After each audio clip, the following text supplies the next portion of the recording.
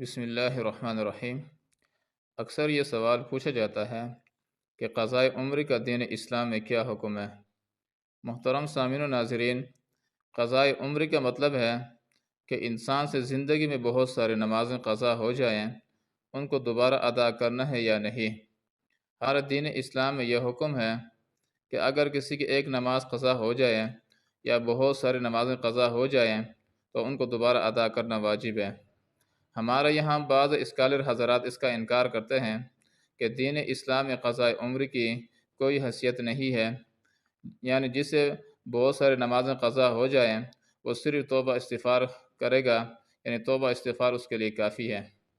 اور بعض حضرات یہ کہتے ہیں کہ رمضان کے آخری جمعے کے دن 4 رکعت نماز پڑھ لیں، ہر رکعت میں آیت الکرسی 1 مرتبہ اور سورہ کوثر 11 مرتبہ سورہ فاتحہ کے بعد پڑھ لیں، اسے قضاء عمری یعنی زندگی بھر جتنے نمازیں قضا ہوئی وہ سب ادا ہو جائیں گی۔ محترم سامعین، یہ دونوں نظریے قرآن و سنت کے بنیادی اصول اور احکام کے خلاف ہیں اور دونوں بے بنیاد ہیں۔ ان دونوں نظریوں سے معاشرے میں صرف بے دینی اور بے نمازی ہی پھیل سکتی ہے۔ قضاء عمر سے متعلق 2 صحیح احادیث اور حضرات کی خدمت میں پیش کرنا چاہوں گا۔ آپ خود اندازہ لگا سکیں گے کہ اگر کسی شخص کی بہت ساری نمازیں قضا ہوں، ان کا دین اسلام میں کیا حکم ہے۔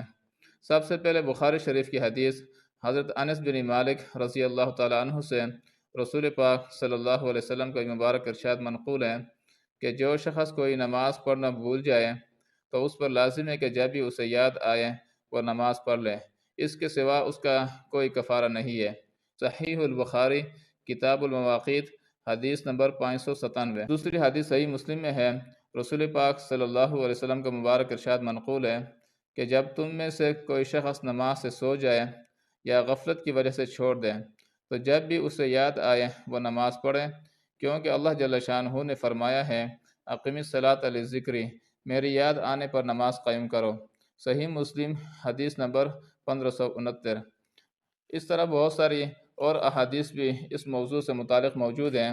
ان احادیث میں رسول پاک صلی اللہ علیہ وسلم نے یہ اصول بیان فرما دیا کہ جب کبھی انسان کوئی نماز وقت پر نہ پڑھے تو اس کے ذمہ لازم ہے کہ اس کی قضا کرے، خواہ یہ نماز بھول کر قضا ہو گئی ہو یا سو جانے کی وجہ سے یا غفلت میں رہنے کی وجہ سے۔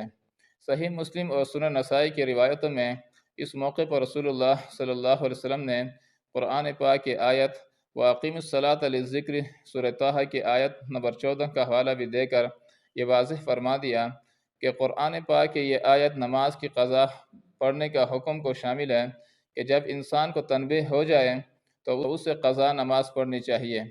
اور اس اصول میں رسول پاک صلی اللہ علیہ وسلم نے نمازوں کی کوئی تعداد مقرر نہیں کی اور کہ اتنی تعداد قضا ہوئی ہوں تو ان نمازوں کو قضا کریں، بلکہ یہ ایک عام حکم ہے کہ جو بھی نماز چھوٹ جائے اس کی قضا واجب ہے۔